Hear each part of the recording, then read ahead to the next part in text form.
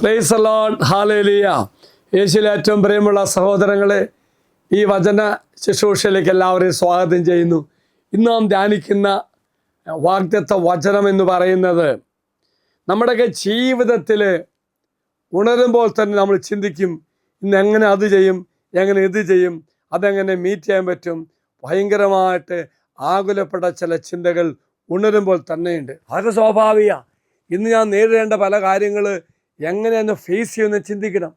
അപ്പോൾ ഒരുപക്ഷെ ഉത്കണ്ഠയോ അല്ലെങ്കിൽ വേദനയോ ഭയങ്കര സങ്കടമൊക്കെ തരുന്ന ചില നിമിഷങ്ങൾ നാം ഇന്ന് കടന്നു പോകുന്നു എന്ന് ചിന്തിക്കുക.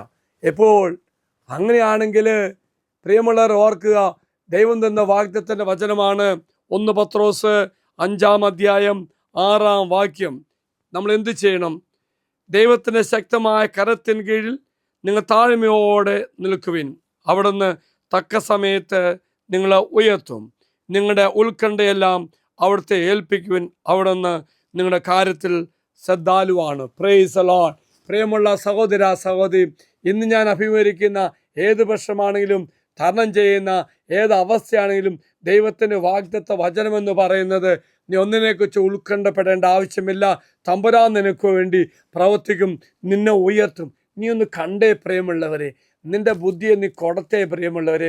ഇന്ന് നേരിടേണ്ട സകല കാര്യങ്ങളും നമുക്ക് ചെയ്യാൻ പറ്റത്തില്ല എന്നേ, പക്ഷേ ഒന്ന് നീ ഈശോയ്ക്ക് കൊടുക്കുക. ഈശോ പറയുന്നുണ്ട്, തക്ക സമയത്ത് അവൻ ഇടപെടും, തക്ക സമയത്ത് എന്നെ ഉയർത്തും, തക്ക സമയത്ത് എന്നെ ശക്തിപ്പെടുത്തും. മറക്കരുത് പ്രിയമുള്ളവരെ, നിൻ്റെ ഉത്കണ്ഠകളും വേദനകളെല്ലാം ദൈവസന്നിധിയിലേക്ക് നീ സമർപ്പിക്കുക. ഇതാ വാഗ്ദത്ത പേടകം, ധൈര്യപൂർവ്വം സമർപ്പിച്ചോ. അച്ഛൻ ഈ വാഗ്ദത്ത പേടകം അൾത്താരയ്ക്ക് സമർപ്പിക്കുമ്പോൾ നിൻ്റെ ഉത്കണ്ഠ, നിൻ്റെ അപകർഷാവതം, വേദന, ദുഃഖം എന്തുമായിക്കോട്ടെ അത് സമർപ്പിച്ചോളൂ.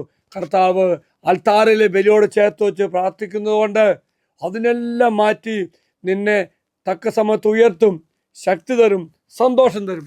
നീ വിശ്വസിച്ചോളൂ. ദൈവം നിനക്കൊണ്ട് പ്രവർത്തിക്കാൻ പോവുക.